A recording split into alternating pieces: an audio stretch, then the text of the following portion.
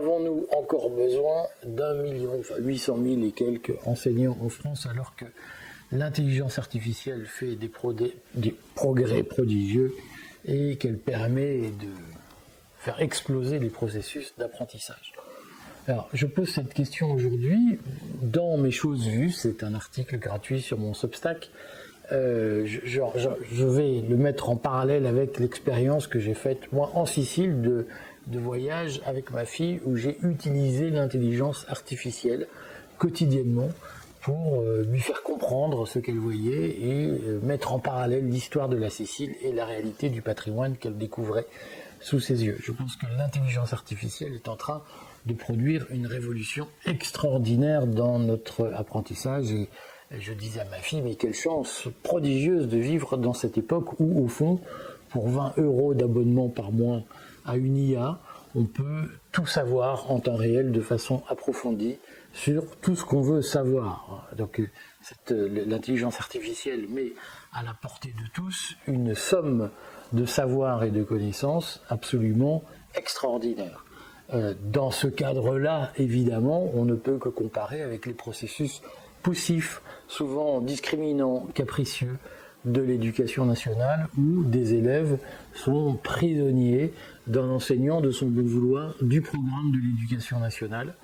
Et au fond, on ne peut qu'être stupéfait par la différence entre la liberté extraordinaire d'apprentissage qu'offre l'intelligence artificielle et le caractère très carcéral, restrictif du processus pédagogique tel qu'il existe dans notre éducation nationale.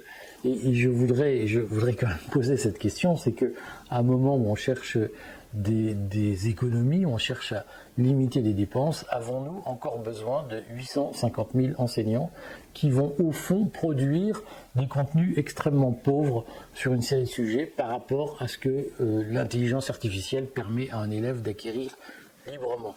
Nous avons là un sujet qui illustre bien ce que Friedrich Hayek appelait la présomption fatale, c'est-à-dire la conviction que 850 000 personnes vont apporter beaucoup plus aux 68 millions de restants. Alors, il y a 12 millions et demi d'élèves en France, mais on a la conviction que en France, 850 000 personnes dirigées par 30 000 inspecteurs régionaux vont apporter beaucoup plus à 12 millions et demi d'élèves que la totalité du savoir humain disponible. Tout ça est totalement mégalomaniaque et totalement dépassé comme vision du monde. Mais c'est l'exemple de cette présomption fatale où un groupe de personnes pense en savoir beaucoup plus que tous les autres réunis.